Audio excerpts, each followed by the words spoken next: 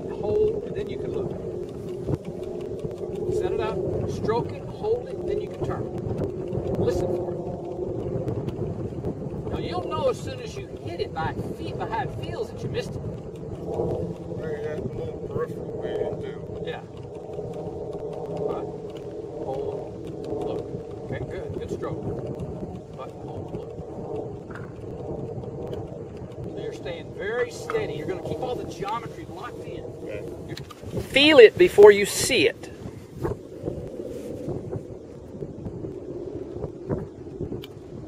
Okay, now there you go. Very nice. Okay, Tom, I'm going to compare your putting stroke to Tiger Woods. On the left was the putting stroke that you had before we started making adjustments in the technique. I'm going to look at Tiger first. As he takes it back, he has a nice swing. He's not wristy. Comes back, has that the Y position of his arms and the putter shaft. As he makes contact, his eyes are looking down. Then as the ball takes off, he's still looking down, and the ball's already left the camera's view. His putter will come to a complete stop. He will hold it there and start turning to look at the result. And while he's looking, he's not recoiling the putter. He's keeping it where it is. So he's holding his position, he's holding his spine angle, and he's holding his finish as he looks. So he's putting, he's then holding, and then he's looking. So let's look at your technique here as you take it back. Good stroke, you're not wristy at all. Good shoulder swing. As you make contact, you're looking down. Then as it starts to swing away, you start turning immediately while your putter's still in motion. And you start looking. So that was your stroke before we made some adjustments. Now on the right is your putting stroke after we made some adjustments in the putt, hold, and look. So as you take it back and you come through and you hit the ball, your eyes are down, your eyes are still down, your eyes are still down, your eyes are still down, your putters come to a stop, then you start to turn. Perfect. So that is an important fundamental to add to your putting stroke. And once you become comfortable with that and it becomes repetitive, I do strongly believe that your putting will get a little bit better, particularly your speed control. And it's also very helpful in the shorter putts because you lock in that geometry and you have less manipulation of the face of the putter on those short putts when you keep still like that. Very good.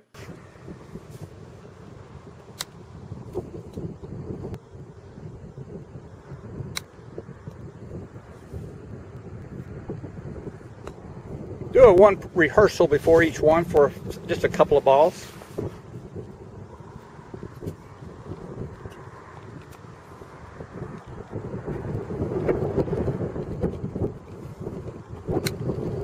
Knee and right hip release. So you're not locking yourself down. It's a swing. And I want you to hold your finish a little bit longer. Just like, so you're going to swing and hold.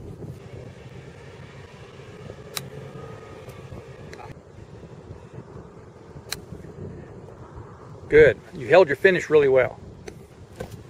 Very good.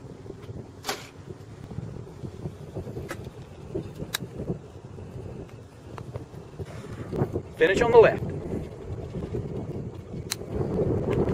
Okay, good. Good.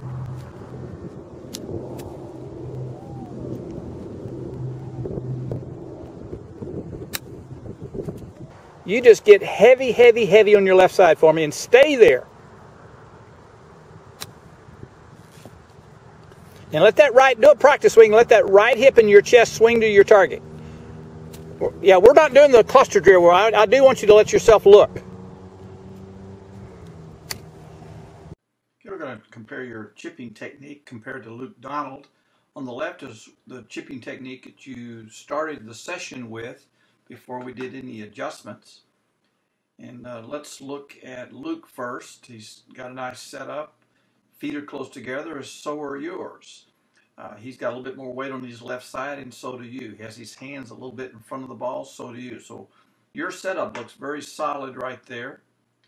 Then as Luke goes back, he actually falls a little bit even more to the left on the downswing. So he starts left and moves left. Now he's right there at impact. And let's kind of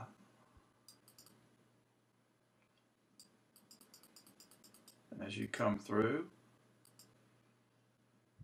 Now the only thing that's different here is through impact is how still and locked down your lower body is. You're swinging your upper body pretty much like Luke, but you're going to see this left arm start to bend even a little bit more because of your legs not moving. You can see how straight Luke's left arm is at impact, and as he comes through,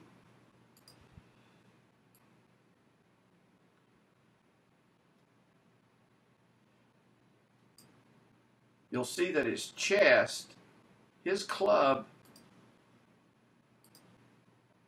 is basically pointing right at his chest here because he's swinging his chest through. His hands are still in front of his chest just like he started. And so as he continues, when he finishes his swing, his shoulders are on this line and his chest is pointing right to his hands, which are still in front of him. You can also see how this right leg, just watch his leg action here. His right leg and right hip are turning to the target. So he's not keeping still. He's also extending and letting his chest swing to the target.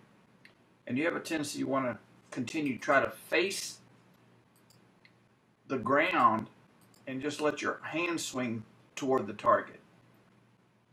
And so this is the technique that you started with, and that's what we adjusted a little bit. Here's Tiger doing a little chip shot, a little small pitch shot.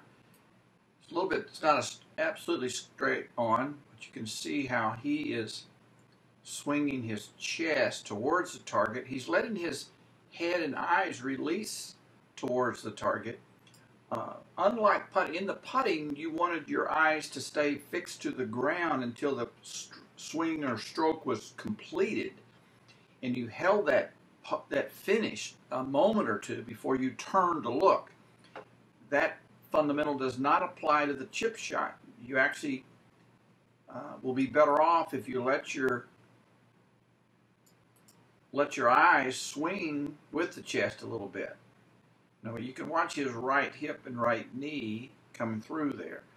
His hands and chest are swinging as a connected unit right there. Here's one of your practice swings that when we started working on adding that new fundamental to your chipping technique. You do an excellent job here. Watch as this club comes through the ground here, how your shoulders, your chest, your hands, your right hip, and your right knee all kind of move connected towards the target. And that keeps you from getting flippy with your hands through the ball. So you have a fairly straight leg right here, but now you've got a lot more of an angle here because your right knee is moving towards your left leg. You can see how these are angled now much better. But more importantly, I can see your right pocket right there. You really are turning. Your belt buckle is facing the target. You're moving towards the target. That's a much better technique. Now you don't own this technique, and when I use that phrase own, that means that when you own this technique, your body will move this way without you having to think the mechanics, or you won't have to remind your body to move this way. It will choose to move this way on its own. It doesn't need your conscious help to do it. That this will be the most comfortable and natural way for you to chip. And when you get to that point, that's what we call owning it. And once you own it, so you can put your attention on the feel and on the target, on just having good contact with the ball, not have to try to guide your body into some correct form. The form occurs on its own. So you must practice this technique until you achieve this ownership. That was excellent. Is that a different feeling?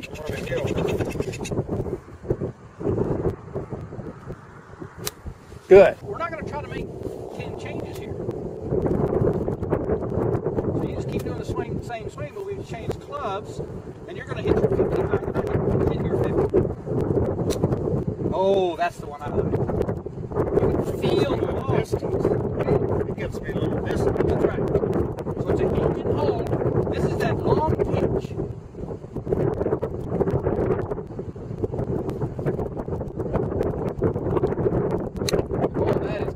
Look at that. Oh, I'm loving this one. That sounds so much different. A few specialty shots. I would definitely use this 50. And you make really good contact. Yeah, this is you. Yeah. I think if you practice with this, you're going to start really feeling some confidence. Man, you hit all of these clean. Yeah, I like that a lot. Do that with the others.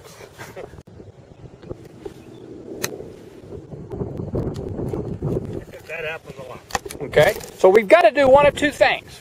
Increase my back. In order to change that ball flight, that ball has got to either stay on the same angle, Yes. but go faster, or lower that angle so it goes further. That, and that's almost taken off like a flop shot. That's kind of what I was trying to do. That's not a flop shot. No? Nah, that's a standard 60. Okay. But you're almost converting that to a 65-degree lofted club. Or by being flat like that. Don't open it up. Okay. Set it up square like it set up a 7-iron. It won't be a 7-iron, it'll be a 60. Okay. But don't open it up. There you go. There's their 60. Oh. So you were opening it up. Intended to open it.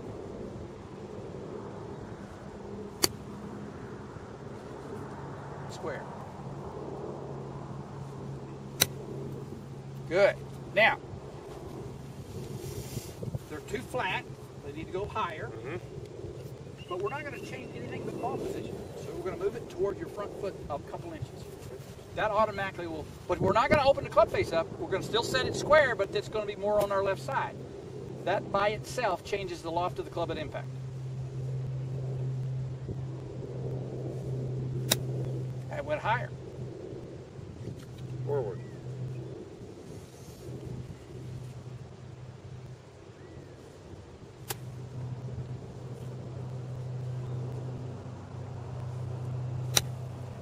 See how high that was? Yes. But it was clipped, but it's solid. You didn't give it an oblique hit.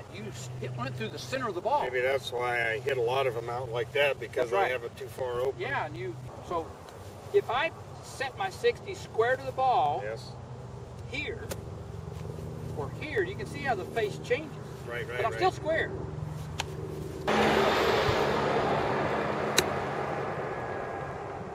I want to see what happens to the 50, to the yellow, to the flag. Let's go to the flag with the 50.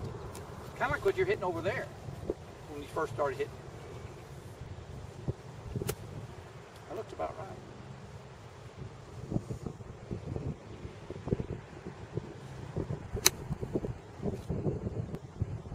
So the only thing I want you to change on this next one is the length of backswing. Everything else is the same. Now this is particularly useful against the wind. Less so with the wind at your back, but just a little shorter backswing. Now let's move this up slightly in your stance and see if it brings it in a little higher.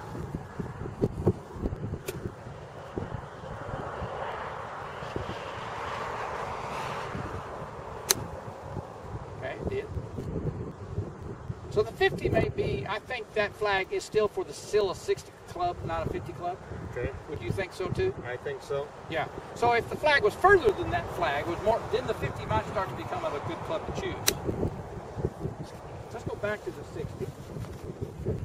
The natural loft of the club will probably be high enough. We don't have to manipulate anything to make it even higher than the natural loft of the 60.